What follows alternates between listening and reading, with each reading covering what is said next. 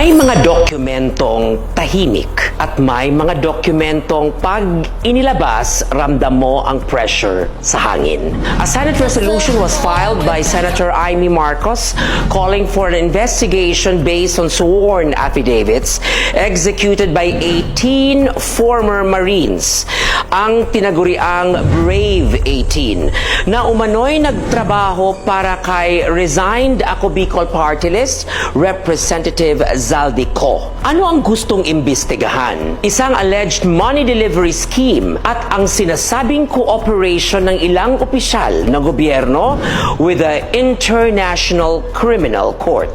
At kapag sinabi nating ICC, ito ang tribunal na nag-iimbestiga sa war on drugs in connection with former President Rodrigo Roa Duterte.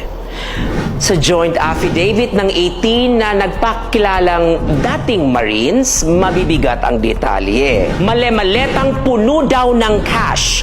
Deliveries to Forbes Park, Horizon Homes, Shangri-La BGC, Midas Hotel, House of Representatives, may binanggit pang alleged drop sa Ilocos Norte. Mga pangalang lumulutang, Zaldico, Sonny Trillanes, Martin Romualdez, Amina Pangandaman, may references pa kina President Bongbong Marcos at First Lady Liza Marcos in relation to the alleged Ilocos Norte delivery. Sinasabi rin sa affidavit na may alleged ICC foreigners, may meetings in Makati, may dollar-filled suitcases, at may mga photos at shipment receipts na kalakip umano'y bilang patunay. Kasama ring nabanggit as implicated in the affidavits ang ilang incumbent at dating senador, Tito Soto, Mark Villar, Lauren Legarda, Erwin Tulfo, Bong Revilla at mga miyembro ng Kamara tulad nina Leila de Lima, Benny Abante, Dan Fernandez, Zia Adjong, Joel Chua,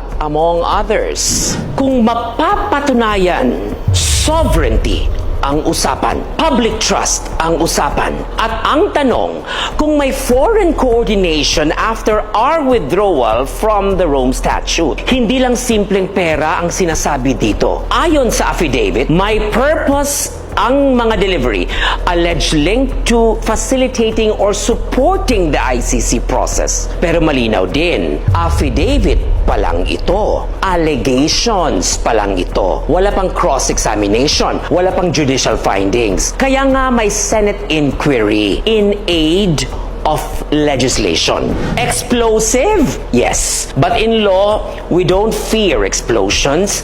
We follow the evidence. And this one has just begun. Another day, another regal POV.